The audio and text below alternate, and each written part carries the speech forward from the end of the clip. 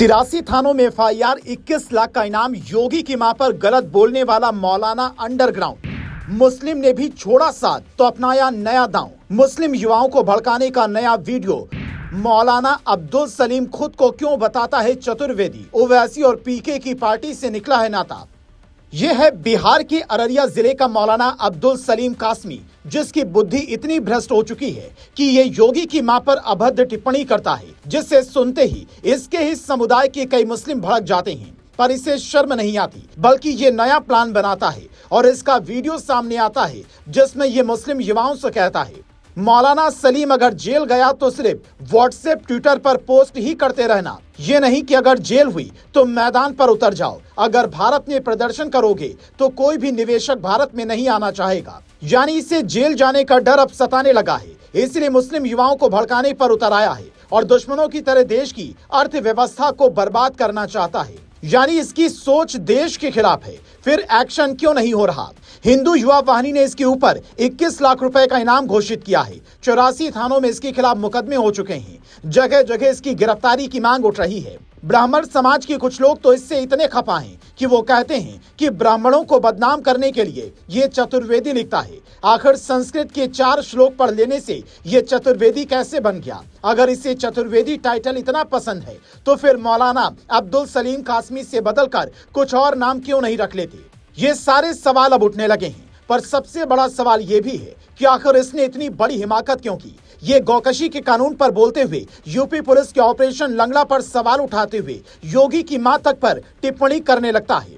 तो इसका इलाज क्यों नहीं होता है।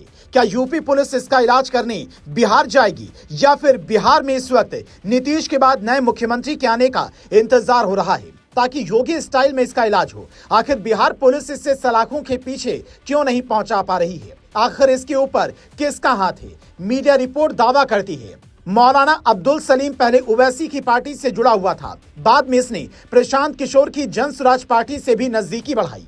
कई बड़े लोगों से इसके संपर्क बताए जाते हैं। ये अपने बयानों को लेकर पहले भी चर्चा में रहा है। फिर पुलिस इस पर हाथ डालने पर क्यों बच रही है। हद तो तब हो जाती है जब इतने विरोध के बाद भी सोशल मीडिया पर कुछ लोग इसके समर्थन में लिख रहे हैं। समीर खान नाम के यूजर ने लिखा, उसने गलत क्या कहा। गाय को योगी जी की माता कहा तो इसमें गलत क्या है। क्या योगी गाय को माता नहीं मानते। अब जरा इसकी सोच का आप अंदाजा लगाइए। एक तरफ अभी मुक्तेश्वरानंद सरस्वती जैसे लोग हैं जो गौ संरक्षण की मांग को लेकर धरने पर बैठे हैं, लेकिन मौलाना का ये बयान सामने आते ही कहते हैं योगी की मां हमारी भी मां है। माता का पद तो पिता के पद से 100 गुना बड़ा है और मुस्लिम समाज को अपने मौलानाओं को समझाना चाहिए। ऐसी बयानबाजी बिल्कुल गलत है। यहाँ तक कि रायबरेली के कई मुस्लिमों ने भी इसे आईना दिखाने की कोशिश की। एक मुख्यमंत्री के पद पर बैठा हुआ सम्मानित व्यक्ति है और उसकी मां को गाली दी जा रही है, तो सरासर निंदनीय है। इस पर जो है बिहार के माननीय मुख्यमंत्री जी को कार्रवाई करनी चाहिए और मुकदमा लिखाना चाहिए। आप व्यक्तिगत आप बात कर सकते हैं, लेकिन हमारी माँ ने क्या बिगाड़ा जो हमारी माँ को कहा जा रहा है या योगी की माँ को कहा जा रहा है, किसी माँ को कहा जा रहा है। बहुत गलत बात है। और हम नहीं, पूरा मुस्लिम समाज इस बात की निंदा कर रहा है। बयान बहुत ही निंदनीय है। ऐसा बयान किसी की माँ के ऊपर आप इस तरह की टिप्पणी नहीं कर सकते।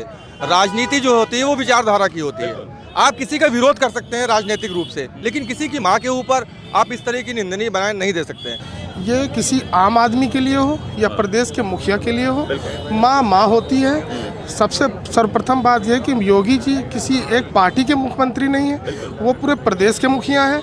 वो भाजपा के मुख्यमंत्री नहीं है, वो प्रदेश के हर नागरिक के मुखिया हैं। और उनकी माँ के बारे में, या मैं कहता हूँ कि उनकी ही नहीं, एक ऑटो चालक की मां के बारे में यदि कोई भी किसी भी तरीके की टिप्पणी करता है तो वो पूरी तरह से निंदनीय है। बावजूद इसके मौलाना हैं कि सुनने को तैयार नहीं। तो इसका इलाज क्या होना चाहिए, आप खुद बताइए।